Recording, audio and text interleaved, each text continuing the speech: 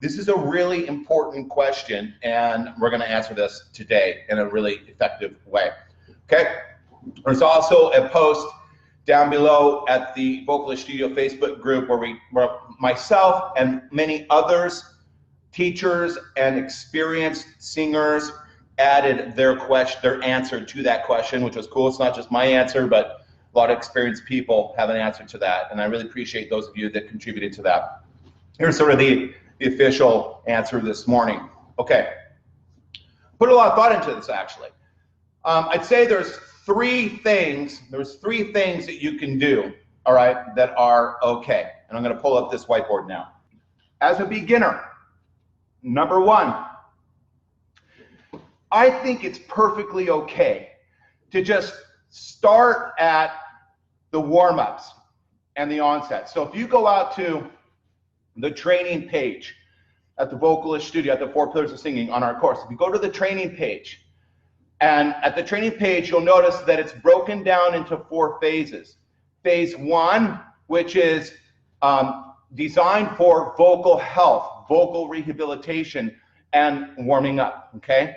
Sort of warming up and vocal rehabilitation are sort of the same workouts helping you to rehabilitate and helping you to warm up. It's sort of the same thing, two sides of the same coin, okay? That's phase 1 on the training page. Phase 2 focuses on the onsets, all right? Our 8 specialized onsets. Phase 3 takes the onsets and the vowels that you learned out at the course and it plugs them into training, integrated training routines or customized training routines that we put together for you. And if you're a good student, you can develop ITRs for yourself that are designed to address specific issues in your voice, okay?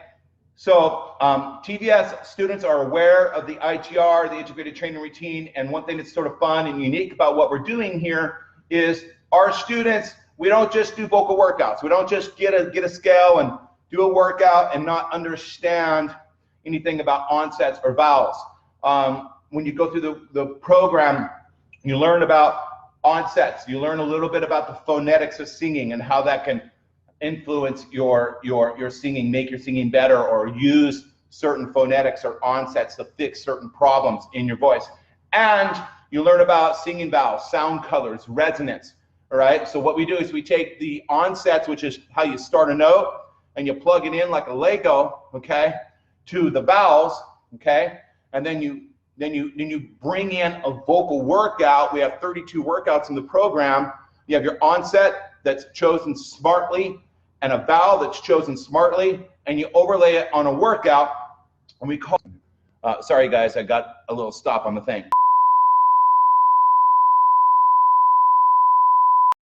An integrated training routine. So they're customized training routines. That's phase 3 out at the training page. Phase 4 is advanced, intermediate and advanced vocalese and vocal workouts that once you know how to do an integrated training routine, after you're smart about onsets and smart about vowels, you can then just go crazy, go to town on all these really fun workouts like pentatonic blues workouts and group workouts, all right? So back to number 1, sequential or explore. If I were a beginner, it's perfectly fine to go out to the training page, go to the top and start with phase 1. I put that together in sort of a logical sequence for you, okay? And phase 1 starts with the track and release onset, the very first onset. This is a track and release onset into the biodynamic M88. Okay, that's a track and release onset. It's just a start, it's just the beginning. It's characterized by many things, but first and foremost by the fact that it starts with nasals, M, N, and NG. M, N, and NG are really great for getting vocal fold compression and balancing respiration. So you get vocal fold compression and you balance respiration. These two forces of energy are balanced and optimized when you buzz through nasals. Okay, it's powerful mojo in your training, and it's great vocal health. In the program, TVS program, we call it the track and release onset. I would start there. And then I would then train the 3 warm-ups in phase 1 that Will is referring to. Track and track, track and release, where we buzz on the nasal and release into the vowel, and then release and sustain, where we release immediately into the vowel and then sustain at the top of the second note. When you get the program, it's all explained and I demonstrated on video. It's all perfectly clear inside the program, okay? So go to the training page and just work through it. And then explore. Explore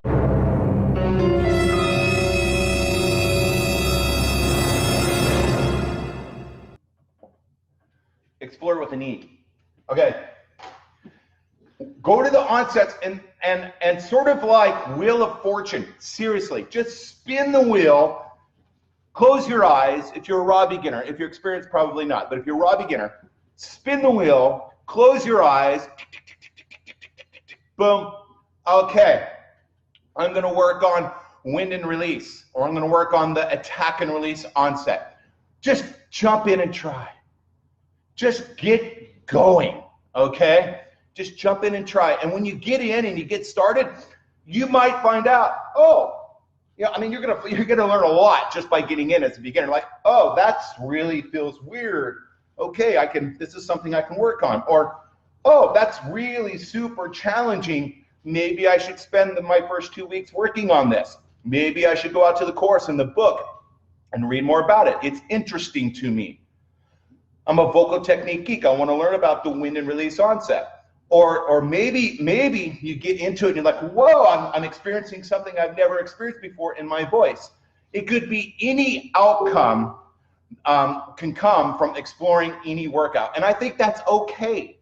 I think that's perfectly fine. You'll get a lot of information just from doing that.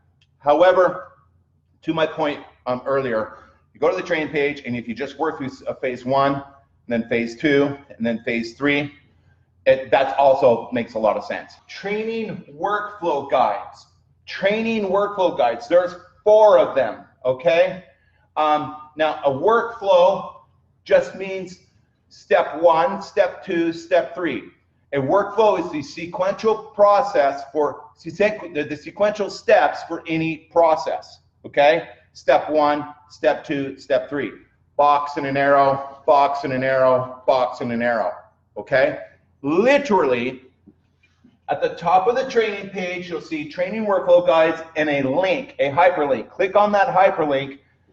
It'll bounce you out to a page out of box.net where you can then access 4 workflows that show you how to get around inside the program, how to get around inside the course, okay? Because the 4 pillars of singing is big. It's very comprehensive. There's no arguments there. And sometimes, until you get a feel for it and you know what you're doing, it's good to have a little bit of help and some suggestions on where to go. So go to the training workflow guides.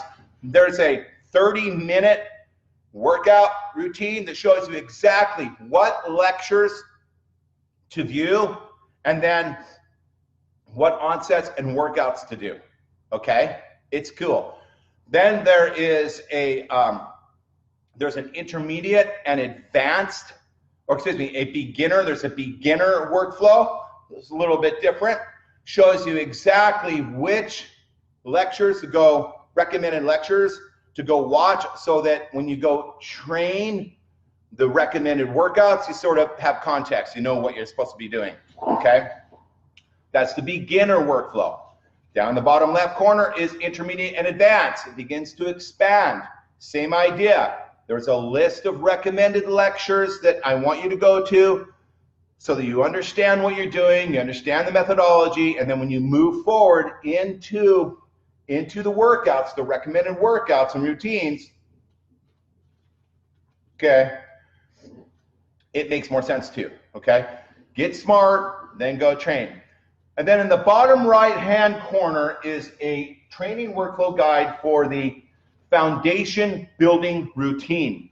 The foundation building routine is what we call a compound routine. It means it has a whole bunch of routines in one group, the foundation building routine. And the foundation building routine is sort of nostalgic.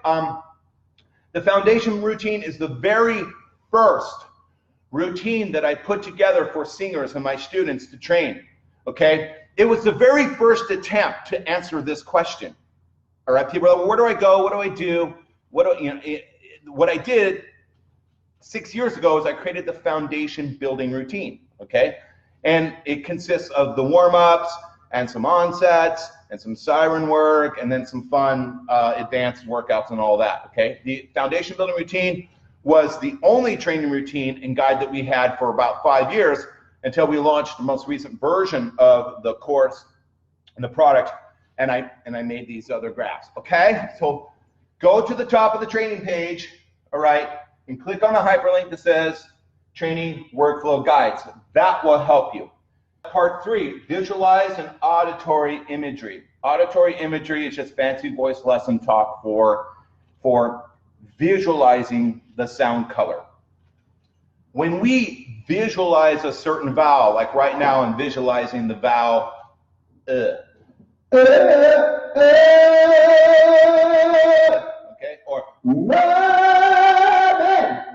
in the lyric woman. I visualize that before I sing it, okay? So auditory imagery means visualizing the sound color and visualizing the outcome, all right? So don't just, even if you're just going through it sequentially, just kind of exploring the content, or you're working off the training workflow guides, when you begin training, there are certain objectives and certain goals that you want to have.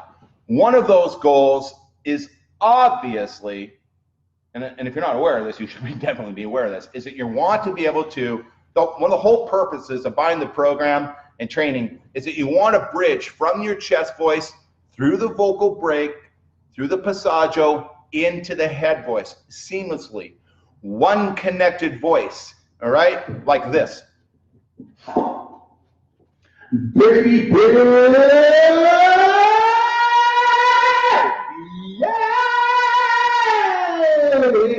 okay, I just did a glissando, a siren from my chest voice through the vocal break into my head voice, all right? And that is a trained skill. The ability to move seamlessly from the chest voice through the vocal break into the head voice is something that we call bridging and connecting. Translation, total freedom and agility in your singing. All right, that is got to be one of the things that you're focused on every time you practice and every time you train, especially as a beginner. Okay, so answering your question, how do you know when to go on? Well, if the goal and the objective, even on a basic warm-up, is to bridge the passaggio and get into the head voice, if that's the primary mission, that's our primary mission, then that's what you should be visualizing. That's the outcome that you're going for. It's the outcome that I want for you as well. Okay? Now, I've recently received questions that it's a similar question, but along the lines of, when I release the vowel, how do I know it's the right vowel? How do I know it's the right resonance? How do I know it's the right color? You can get a little bit of help from the video demonstrations that I create or listening to professionals on YouTube and that sort of thing. But ultimately, in the end, it's up to you. It's up to you to decide for yourself what you're listening for, what you want your voice to sound like, okay? Do you want it to be a bit brighter and a little bit more quacky? Fine.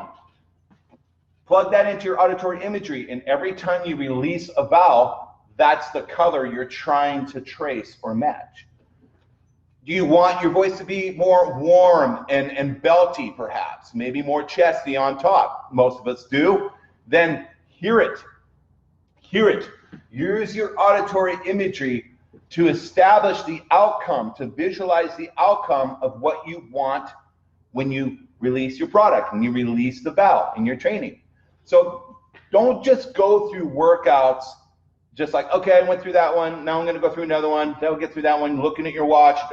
That's just being a hack. Don't just hack through your training. Okay, if you're training without visual imagery of agility through the vocal break, without visualizing the color. You know, I want beautiful, powerful, boomy vowels released. I want nice resonance, and I want it to feel physically free, and I want agility. If you're not visualizing that, every time you train or sing songs, then you're hacking. You're just hacking. You're just going through the motions and not really training the most effective way. Hey, Davey, good morning. Davey just did a nice little testimonial for our studio. I really appreciate it. That was great. Okay, probably a little bit too windy, but let's just review real quick. How do I know when to move on? All right, in the content on the training program and just personally, how do I know that I've done a good job and I need to go to another workout? First of all, for hardcore beginners, just get into the content and explore. Just spin the wheel of fortune and just try things. Some things you'll land on or be too difficult for you. That's okay. Some things you land on will be super easy for you. That's okay too. Anything you land on as a beginner will give you all kinds of information. Whoa, that's difficult. I got work to do. Or, hey, that wasn't so hard. I thought that was going to be not, a little bit easy, a little bit difficult, but it wasn't so hard. Maybe I'm okay. Hey, I bridged. I surprised myself. Whoa. Hey, I thought I could bridge, but I can't. Whatever you do, it's going to be great information. You want to process that information, and I think that starts the process of moving on to part 2. Training workflow guides, sequential workflows that you can find at the top of the training page. It's a hyperlink, okay? There's a 30-minute workout workflow, there's a beginner workflow, there's an intermediate and advanced workflow, and then there's a compound training routine called the foundation building routine, sort of something we've been doing from TVS for many, many years. We still have it, and that's a really great place to go. If you want, like, I just want a full hour and a half of training. What do I do? And I want someone to kind of tell me what to do. Go to the foundation building routine, found at the training workflow guides at the top of the page. And but last but not least, I think this is the most important answer. You have to visualize your outcome. You have to know what it is you're going for. Okay, you can't just hack through workouts without really understanding what you're going for. And understand, as a beginner, you may not know what that right answer is, but just start. Chances are, even if you're not clear on what that right answer is, hopefully you've been watching my videos and you'll know. But if you don't know all the right answers to visualize, then just fake it till you make it. Just, I want to sound like Steve Perry. And I don't know exactly how to get there, but I need to sound like Steve Perry. I want to sound like his voice, the way his voice sounds in Don't Stop Believing. That's the way I want to sing. Fine, great, go with that. Go with that. Every time you release a vowel, imagine that you're Steve. Well, don't imagine that you're Steve Perry, but try to match that sound color, okay? Or whoever it is you're trying to sing. All right? And then visualize the objectives. Whatever that might be, it has to be bridging and connecting, okay? There could be many things. I want to distort better.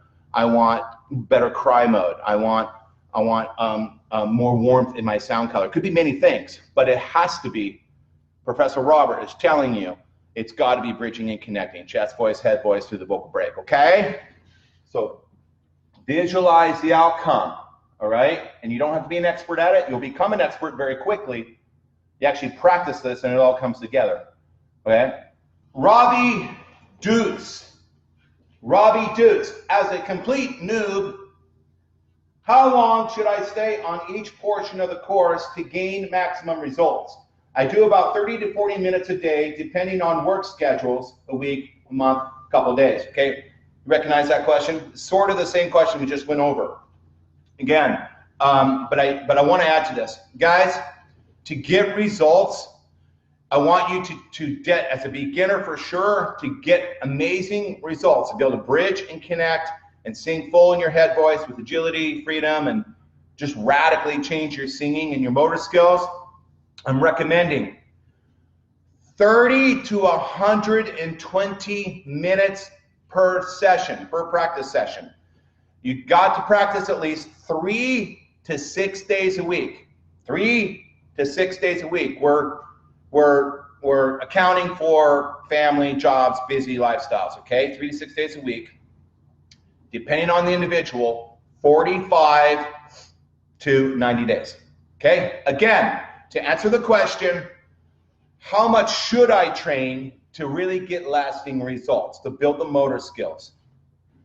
30 to 90 minutes per session, 3 to 6 days a week for 45 to 90 days, okay? And what you're gonna do is what we just discussed over here. Since this will be a separate video cut later. 1, you're gonna just, as a beginner, you're just gonna dive into the content over at the training page. You're gonna probably watch maybe 2 to 3 lectures, okay, to get smart and work through the lecture content, the curriculum. Then you're gonna dive over to the training page and do phase 1 and master the warm-ups.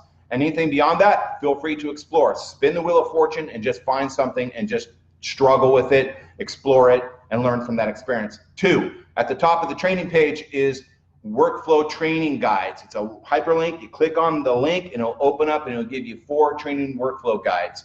These are workflows, step-by-step workflows that show you where to go, what lectures to watch, and what training to do for a 30-minute quick training routine, a beginner routine, an intermediate and advanced routine, and then a compound routine that we call the foundation building routine. So I've actually created some flow charts for you guys, okay? And 3, you have to visualize what you want.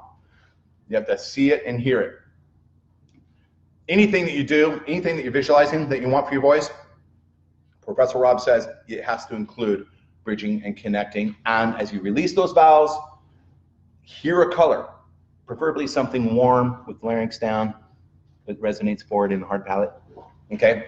But hear a beautiful color and try to match those colors, all right? That's what you do, Robbie Dudes. When do the passaggio from the chest voice to the head voice? I would like to know if you are using the belting technique, the twang technique, both or none of them. All right, so Claudio, English isn't his first language, and we get sort of these funny questions, so you have to be able to sort of interpret them. Paraphrase, this is, when do the passaggio from the chest voice to the head voice? Basically, that translates to, I would like to know if you're using belting technique, the twang technique. So basically, I'm training from my chest voice through the vocal break into my head voice, Claudio says. So Claudio's doing the right thing. He's got the right visual auditory imagery. He's thinking about bridging and connecting. He realizes that's sort of the whole point, okay, to bridge the registers, and he's working on that.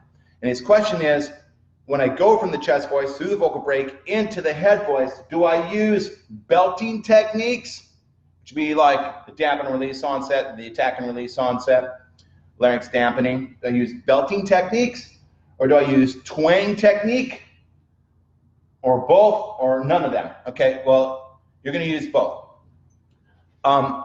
Belting techniques all have twang in them, okay? So when you're using belting techniques such as a plosive, a dampen and release onset, and pulling up a melodic fifth, which is one of the workouts that we do. It's one of the integrated training routines on the training page. When you're doing that, you'll be doing it with twang, okay? So vocal twang, just to clarify this, a backstory is it's just compression on the vocal folds, all right? You engage the area epiglottic sphincter and his buddies, other little muscles inside the larynx, and it gives us vocal fold compression. It's a physical vocal mode that we call vocal twang, all right? Pretty much vocal twang, as long as you're not blowing wind when you're training or singing, you're probably engaging in vocal twang. For most students, vocal twang is a physical configuration that sort of comes naturally once you get going. In fact, phase 1 on the training page, the warm-ups, that's one of the main things that it's doing for you. It's getting vocal fold compression balanced with subglottal respiration, okay? In other words, it's building good, healthy vocal twang for you, okay? But if you're working on belt techniques, you'll have vocal twang, okay? So one thing's sort of a group of techniques, the other is a physical mode, and when we work on this group of techniques called belt techniques to take the chest voice high, all right, you're going to have twang. So answering your question, Claudio, both, all right, both. And I recommend that you work to take the chest voice high and to get through the vocal break. I recommend that you do dampen and release onsets, plosive onsets, learn how to do them in the course and on the training page. And you do dampen and release onsets, and you pull through the vocal break into the head voice, okay?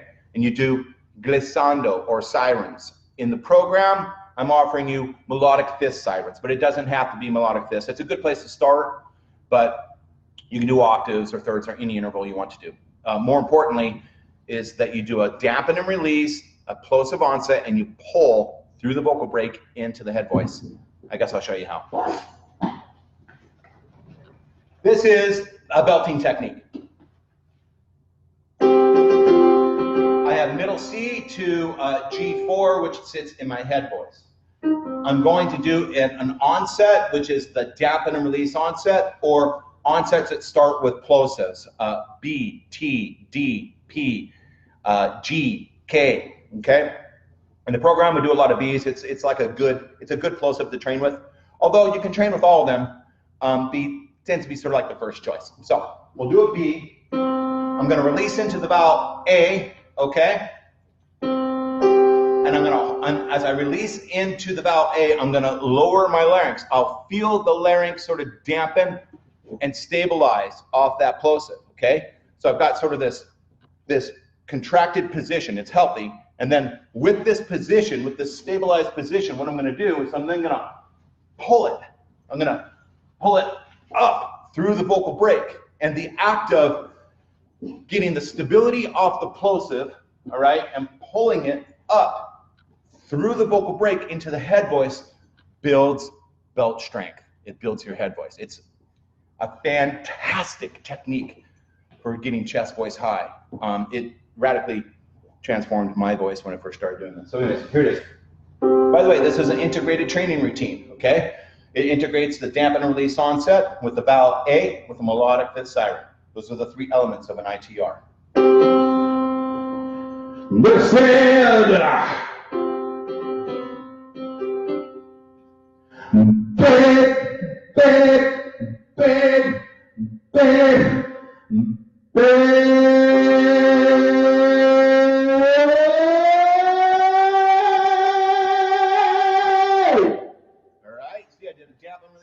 And I pull the fifth up to G, which is in my head voice.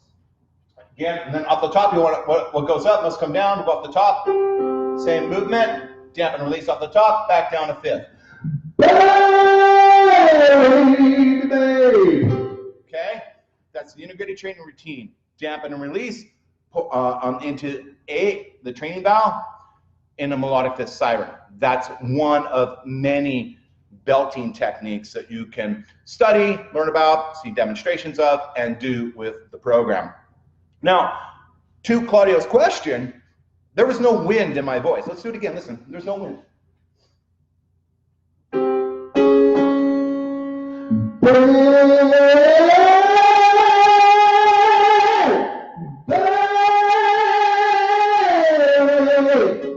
right, that's not a windy phonation. My vocal folds are compressed on that. Let's hope so. That was what I was visualizing. It's what I wanted. So I was twanging, okay? So I had the physical mode, vocal twang was engaged inside of an integrated training routine designed for belting, okay? So Claudio, keep working from the bottom up. Just make sure you're doing the right techniques. On the training program, go to the training page, phase 3, and then on phase 3, scroll down. You'll see 5 strength building routines, okay? 5 strength building routines. And the routine I just did, I think that's probably number 1 or number 2. But you'll get 5 belting routines on phase 3 of the training page. Comes with a video, I demonstrate it, all right? Watch the video, watch me do it, then get after it. 30 to 120 minutes per session, 3 to 6 days a week, 45 to 90 days, okay? And at the end of that, for most people, You'll be bridging and connecting, wherever you're at after doing that for 90 days, it's going to be great. Okay, I mean, it's going to be like a massive improvement. Josh asks, I was wondering if you had any good tips for improving singing endurance. Okay, Josh, I don't really have tips for singing endurance. I have great advice. It's not really a tip, it's great advice. And it's practice, train. Take the program that you purchased and get after it, okay? 30 to 120 minutes, 3 to 6 days a week, 45 to 90 days. Train, practice, and your endurance will increase. Just like anything, if you're taking dance lessons or ice skating or gymnastics or golf, whatever the case may be, this is a physical endeavor. Vocal training is a physical sport, you guys. So the more you do it, the more motor skills you build, then the more endurance you get. So I'd love to give you a more elegant answer to that, but I think really the best answer is the most pragmatic and the most simple, which is train. Make sure you're training good content. Make sure you got a good coach. Not too bad on horn, but I'm just telling you, this is good. This is, there's other good programs. This is one of them, okay? Do this and the course, and you'll build your endurance. Now, in addition to that, make sure that you're always in cry mode as well. It's one of these physical modes. It sits in the family with twang mode. There's another mode in there called cry mode. We've talked about it over and over and over again on these broadcasts and in these videos. It's critically important, okay? It will add to your endurance simply because cry mode puts the voice into the proper position for singing, okay? Without cry mode, the larynx and the vocal folds are not really in the proper position for singing. So let's review cry mode real quick, okay? This rubber band is a metaphor for my vocal folds. These are my vocal folds, okay? Currently, this rubber band is kind of thick. It's not bendy, right? It's sort of stiff, but it's in a great position for speaking, okay? It's doing what it needs to do for speech mode, what I'm doing with you guys right now, okay? But if I try to sing high frequencies with complex melodic patterns, if I try to sing, especially head voice stuff, with vocal folds that are sort of thick and not agile, if I try to do that, all kinds of problems.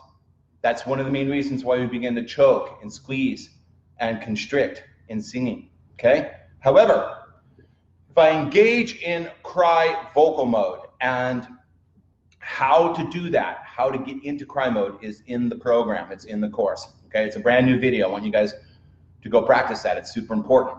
But if I get into cry mode, if I basically sing through the laryngeal configuration that my body goes into when I weep, when I'm really emotionally sad and I weep, my larynx goes into a specialized position that enables me to phonate super high frequencies at high volumes without hurting myself.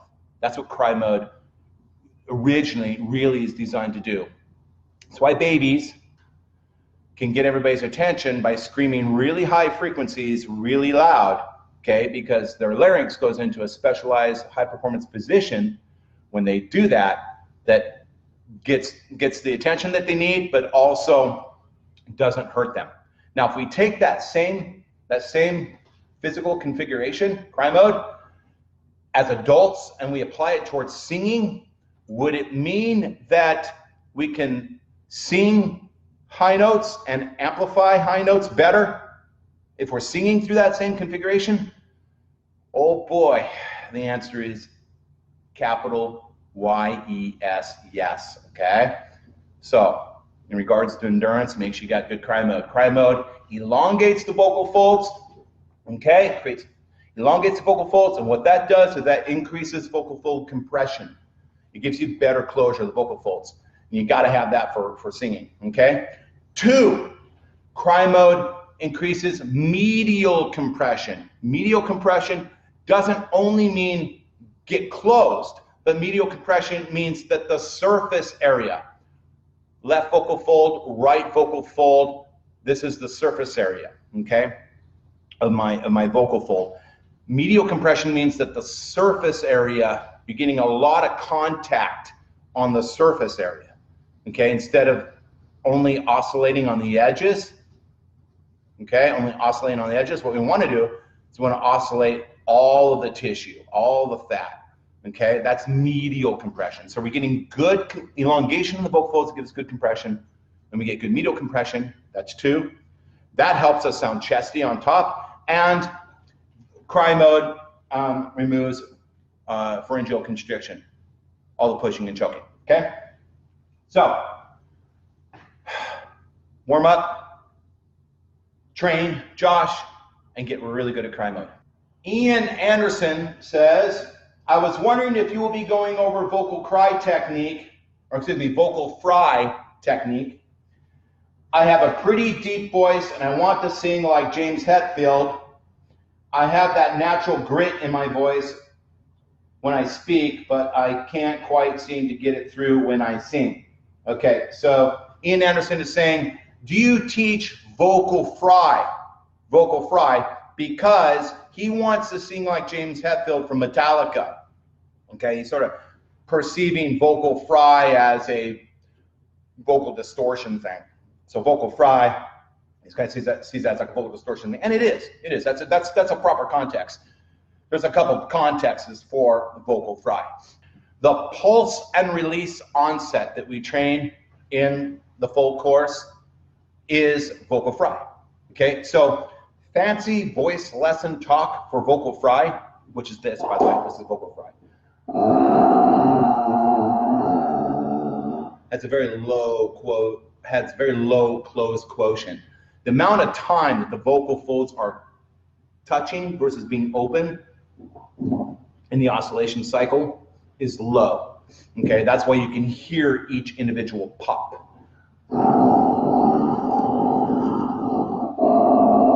That's vocal fry. It's not only great for distortion, for getting into distortion positions, but it's also vocal fry and vocal cry, what I just talked about, are very closely related to each other.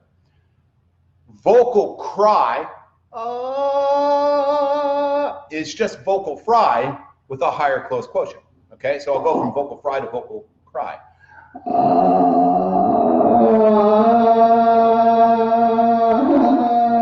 Okay, that was fry to cry. They're very closely related.